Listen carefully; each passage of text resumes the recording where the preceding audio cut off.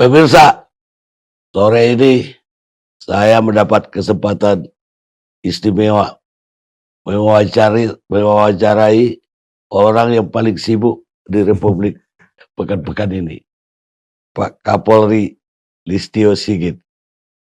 Dan tiap hari orang membicarakan di media, di sosmed, bahkan di warung kopi, dan tiap hari juga ada yang memuji, ada juga yang mencela. Ya namanya hidup, sebanyak yang sayang kita, Siap. sebanyak itu juga yang gak sayang kita. Siap. Pak Kapolri, saya panggil apa ini? Jenderal itu. Ikut Bang Karni aja. Yang enaknya yang mana? Baik, Jenderal. Jadi saya prihatin juga selama ini. Kok musibah yang datang ke Polri dan juga tentu saja menyangkut Pak Kapolri sejak menjabat malah. Itu silih berganti. Yang terbesar tentulah dengan peristiwa terbunuhnya Brigadir J.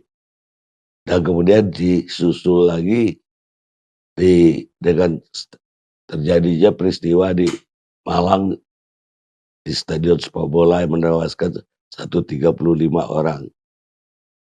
Tapi juga saya pikir udah selesai. Ada lagi Kapolda kampung saya lagi, Sumatera Barat. Tiba-tiba ditangkap gara-gara dia menjual lagi barang bukti narkoba sabu sebanyak 5 kilogram dan dia minta 10 kilogram. Saya juga prihatin karena Kapolresnya itu kalau saya ke Bukit Tinggi langsung nemuin saya di Polres dan dia baru kepingin naik pangkat karena Kapolresnya jadi Polresta. Jadi walaupun dia dipindah sebelumnya, tiba-tiba terjadi musibah ini. Dan juga di peristiwa Sambo, saya juga prihatin Pak, karena banyak perwira-perwira muda yang terkena dan saya tahu mereka itu orang-orang yang kerja cukup keras dan punya masa depan yang menurut saya cemerlang, tiba-tiba pada terlibat karena obstruction of justice. Dan itu semuanya itu yang saya sedih lagi apa? Itu banyak di antara mereka yang panggil saya itu Ayanda, Pak. Siap. Jadi, aduh, gimana ini? Dan itu di luar apa ya yang kita pikirkan.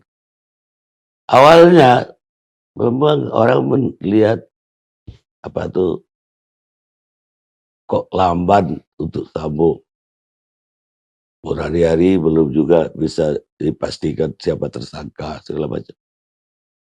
Tapi belakangan baru saya pahami bahwa Pak Kapolri itu betul-betul hati-hati. Dan saya juga memahami bagaimana penyidik sebuah perkara yang skenario-nya tiap sebentar berubah, artinya pengakuan juga berubah. Dan tidak hanya itu, TKP pun berubah.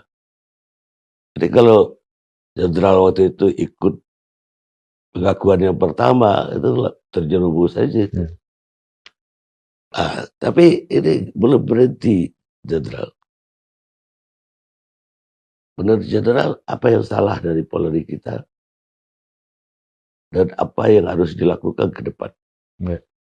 Terima kasih Bang Karni. Jadi mohon maaf sebelumnya baru sempet ini waktunya bisa ngobrol dengan Bang Karni, dan ini merupakan kesempatan yang baik juga buat kami untuk bisa menjelaskan terkait dengan peristiwa-peristiwa yang terjadi dan tentunya apa yang harus kita lakukan ke depan. Sebenarnya di awal pada saat kami memaparkan program reformasi menuju Polri yang presisi di 4 transformasi yang waktu itu kami sampaikan, Di situ tentunya, kami mulai dengan pengalaman pada saat kami bertemu dengan masyarakat dan kemudian menanyakan terkait apa yang menjadi keluhan-keluhan masyarakat dan rata-rata memang, eee, terkait dengan aspek pelayanan, terkait dengan masalah budaya-budaya negatif-lah begitu, yang harus kami perbaiki dan tentunya bagaimana kemudian membuka sumbatan komunikasi yang selama ini mungkin, eee, ruang-ruang itu tidak dibuka kepada masyarakat dan itu yang saat itu kita lakukan sehingga kemudian harapan kita saat itu adalah bagaimana mewujudkan Polri yang, bisa melaksanakan tugas pokok kita di bidang perlindungan, pengayoman, dan pelayanan kepolisian dan juga penegakan hukum yang tegas namun tetap humanis itu, arah kita pada saat itu. Namun di dalam perjalanannya memang kemudian, eee tentunya banyak masukan-masukan, ada yang mengkritik, ada juga yang mengoreksi, ada yang mengapresiasi dan karena dari awal saya membuka ruang dan saya minta kepada seluruh anggota untuk ini saatnya kita untuk mendengar apa yang menjadi keluhan publik karena tidak mungkin kita bisa melihat diri kita sendiri dengan persepsi kita sehingga mau tidak mau kita harus melihat semua itu dari masukan publik untuk kemudian kita perbaiki. Proses itu pada saat itu sedang kita lakukan, artinya, itu juga yang kemudian kami upayakan untuk terus memperbaiki, terkait dengan kekurangan yang tentunya, eee, disampaikan oleh publik kepada kami. Di tengah itu muncul peristiwa FS dan itu tentunya menjadi pukulan berat buat kami karena memang ini juga yang kami lihat kemudian berdampak terhadap turunnya tingkat kepercayaan publik yang waktu itu selama hampir 1,5 tahun, perlahan-lahan terjadi peningkatan